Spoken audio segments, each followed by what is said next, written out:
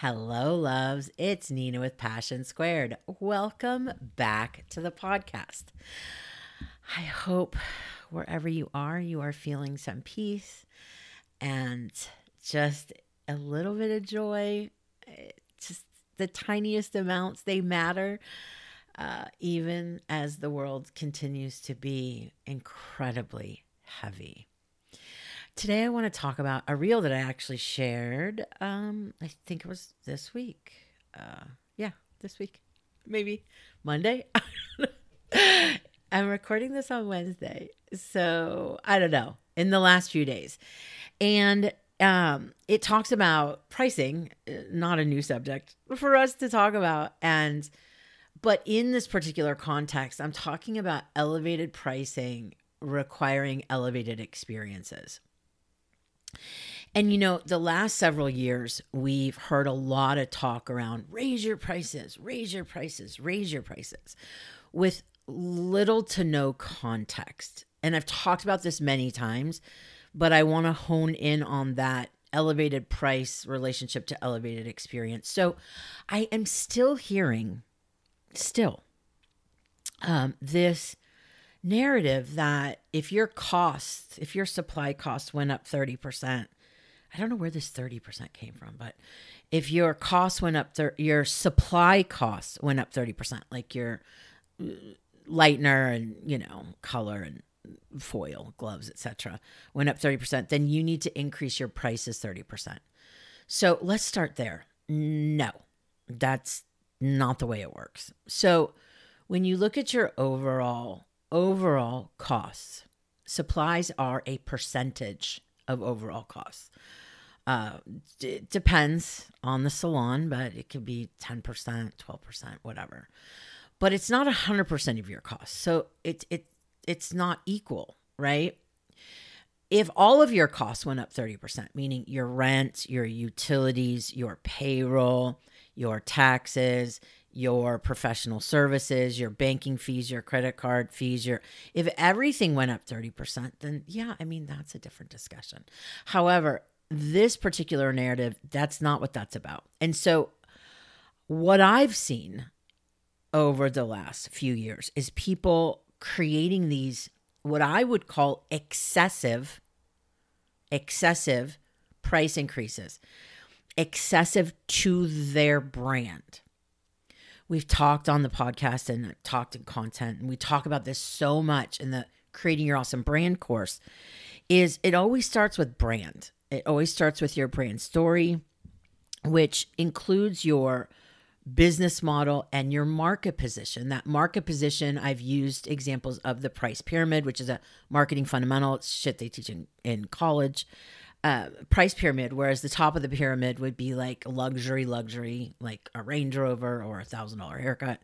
And then the bottom of the pyramid would be the most value brands, right? So I don't know, Kia Soul. I always use Kia Soul because I love that. I had that car. I love that car. Kia Soul, or some sort of like chain haircut, like a Great Clip, Sports Clip, Supercuts type thing. So at the top of the pyramid, you have what's called low volume, but a high price. Low volume meaning less clients, but at a higher price. And at the bottom of the pyramid, you have more clients, right? So high volume, lower price. So when we go back to this, raise your prices, without taking into consideration the context of the brand, the business model, the market position, we've got people that are a moderate, middle of the road brand. Let's say they're the middle of the pyramid with like a $40 haircut price, and someone told them they should be charging $70, but nothing else changed.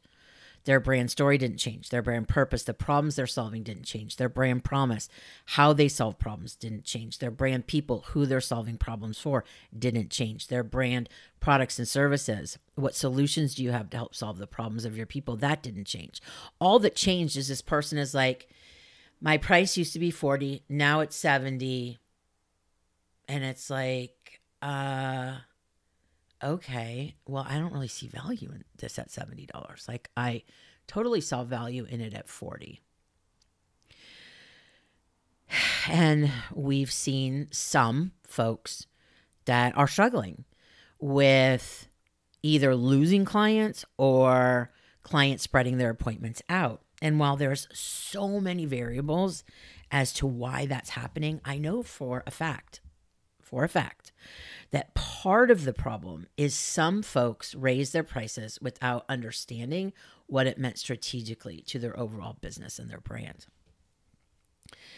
So elevated prices require elevated experiences. If you do want to go from a moderate on the price pyramid brands, kind of that average middle of the road, let's call it like a Honda Accord type brand position, market position, and you want to go into the luxury position, you can do that. However, it requires completely redoing your whole brand, because it's a different market. It's a different experience. And while experience matters on every position of the price pyramid, because, you know, a $12 haircut also is an experience. It's just a different kind of experience.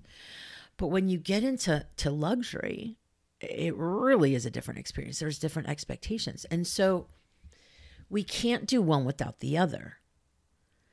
And when that stuff's out of alignment, then that's when people struggle. I actually have a reel that I'm going to be sharing, I don't know, in the next few days.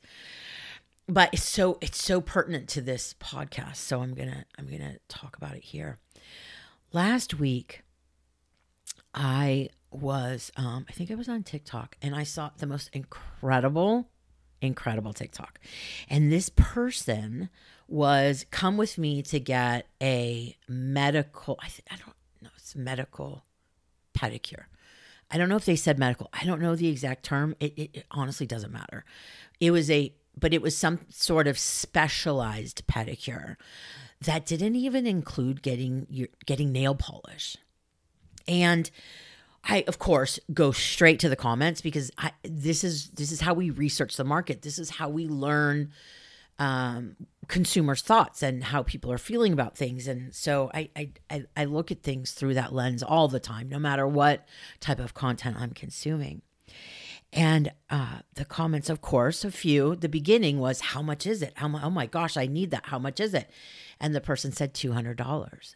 And I didn't see a single comment in that TikTok that said, oh, that's ridiculous. Now, $200 for a pedicure typically would raise some eyebrows, right? We would be like, what? However, they led with the experience, right? This was a specialized experience. This was a luxury experience. This was an experience that solved a problem that was important to the people in the comments. So nobody said a word that $200 was an issue. They're like, where is it? I want to book. So we have to remember that price is tied to value, to experience, to the problems that we're solving. And we have to be careful when we are given advice that says you should charge $125 an hour. And it's like, what? Based on what? Based on what? And anyways, that's not what this podcast is about. So it's always going to come back to brand story. It's always going to come back to your position in the marketplace. It's always going to come back to your business model to make decisions that are most aligned with that are most aligned with the outcomes that you're seeking. And so much of this has to do with the experience you're delivering and how that aligns with the price you're charging for that experience and the value that clients see in that experience. And that's marketing. It's all marketing. So I'm going to link that reel in the show notes. And I really want to remind you that consuming information on the internet is cool until it's not. And you have got to use some sort of filter for when you are consuming information. And the filter that works the best from a perspective of using content for business is having clarity around your brand. Because when you have clarity around your brand, you can filter through things so quickly. It either fits the brand, it doesn't fit the brand. It may, if I tweak it a little bit and tweak it to fit my brand, but without that filter, because you are human, I am human, we are human, with all the information coming to us every single day, it's how else are we going to filter it, right? How else are we going to filter it? And if you are a content creator or an influencer educator that's listening to this episode, I am going to encourage you to provide more context with your content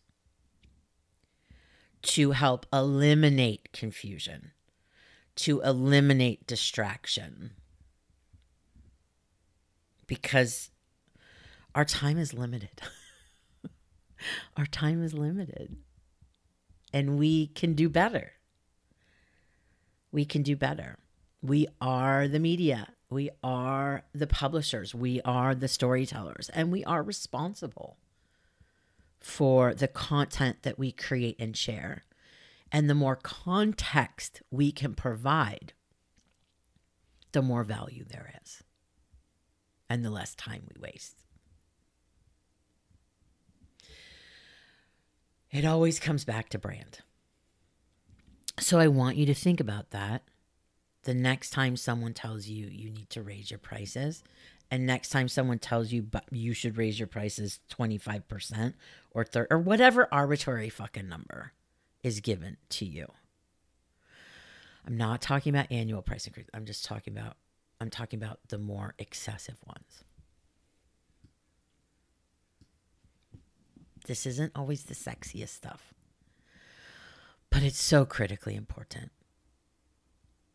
And the experience is the differentiator. The experience is where you build the value for the client, for your clients.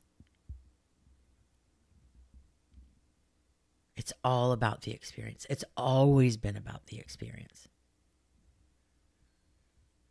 So I want you to think about that, and we'll dig into that on another episode. And as you may or may not have heard that. I don't know if you heard my alarm go off.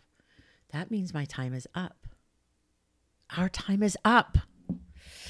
And if you didn't hear that, then you're going to be thinking, what is Nina fucking talking about? I set timers for everything. I think I've shared this before, but my entire day is dictated by timers. And I'm super easily distracted. And so one of the ways for me to stay focused, it's been so helpful. I have my phone on Do Not Disturb always. But the timer, I time every project. I time like when it's time to take courage outside. Everything's timed. So if you struggle with focusing and get distracted when you're working on your business versus maybe the timer may be helpful to you. Thank you so much for listening. I'm so grateful for you. You can find Passion Squared on the socials at Passion Squared, on the web, passionsquared.net. I love hearing from you. Our DMs are always open. You can email us always at awesome@passionsquared.net. I'll put a link to the Creating Your Awesome Brand course in the show notes. Have a look. I don't want to overhype it, but it's literally the foundation that's missing in our industry, and it doesn't exist. Brand fundamentals, marketing fundamentals hasn't existed, and it's one of the causes of some of the greatest dysfunctions that we have in our industry and have had for as long as I've been in it. If you found value in this episode and you want to share your experience, if you're listening in Apple Podcasts, I'd be so grateful if you hit the rating button, left a review. I love hearing from you. And that also helps other folks like you discover our podcast. I appreciate you. Have a peaceful day. Thank you so much for listening. Bye.